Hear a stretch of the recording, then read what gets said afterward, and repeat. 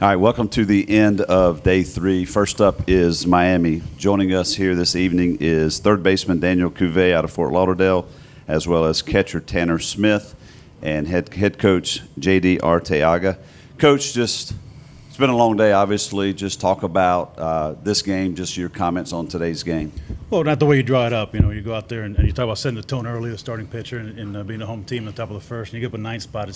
It's tough to come back from that. But I feel our team kept battling there, and we're kind of in a tough spot there where, they got to beat us twice. So you got to make decisions pitching-wise, who to use, who not to use. And when we made it a 5-run game, we felt we had the momentum on our side, and we just didn't make that one pitch right there on the 3-2 count. So they just got away from us after that. But the guys kept fighting offensively, they kept getting after it. But can't. It's tough to come back from a 9th spot. All right, we'll open up to questions right here. Coach, with Tate, what indicators did you see maybe his velo that told you maybe he could make it through that inning? Look, same reason you don't want to be too quick, right? I mean, you don't want to go through your whole staff, and the last thing you want is taking your starter out of in the first inning. So his velo was fine. His location, I thought, the pitches were down. They weren't terrible pitches, but they were just middle of the plate where they can just get to it. And then they hit some balls hard as well. So just one of those things that, they hit a ball or two at somebody, and it's a different inning. So. All right. Coach, can you just talk about how you feel about your pitching staff and how it's set up for tomorrow, just how you're going to kind of approach tomorrow? It's a must-win for everybody, man. So everybody, all hands on deck, and there's really no script for a one-game playoff. So we'll decide tonight who's going to start, and as long as he's getting out, he stays out there. Coach, you had a chance. You started a comeback. You started to chip away. You had Jackson Cleveland in there. He was doing a really good job. You decided to go Alex in there in a high-pressure situation. What made you go with that decision? Because he hasn't really been the best in those high-pressure situations this season. So what was that mental? I'll have to disagree with you on that one. I mean, he's been our stopper. He's come in and gotten out of some jams. He just didn't make that pitch on the 3-2 count, and the kid hit it. But we're really familiar with our guys, and Jackson Cleveland was about at the end of his rope there, and you just know with his fastball. And I mean, I think he started that inning on a 2-0 count, I believe, right, Tanner? But he wasn't making great pitches there at the end. So.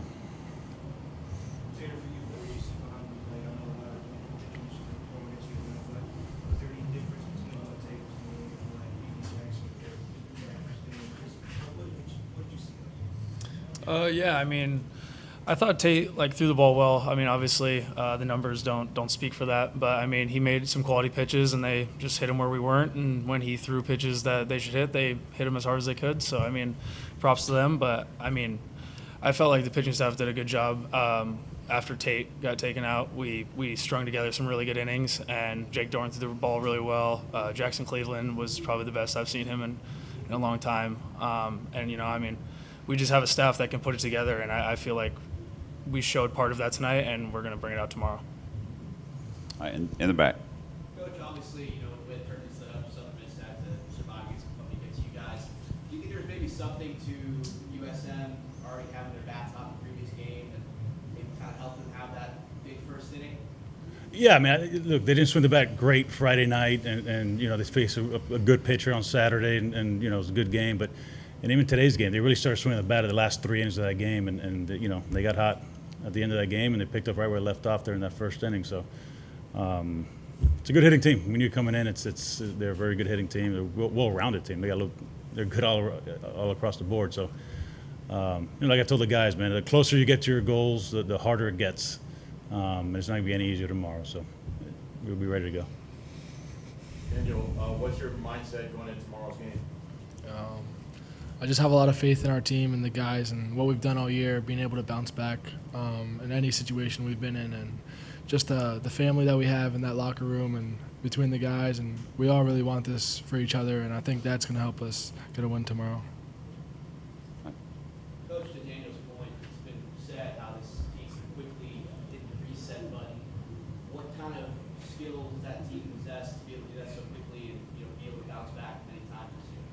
Every day's a new day. I mean, you're 0-0 every morning when you wake up, and we only look backwards to learn, and we look forward to prepare, but all that matters is the present, man. So we wake up tomorrow, be 0-0, and 1-0 get us to the next step where we want to be.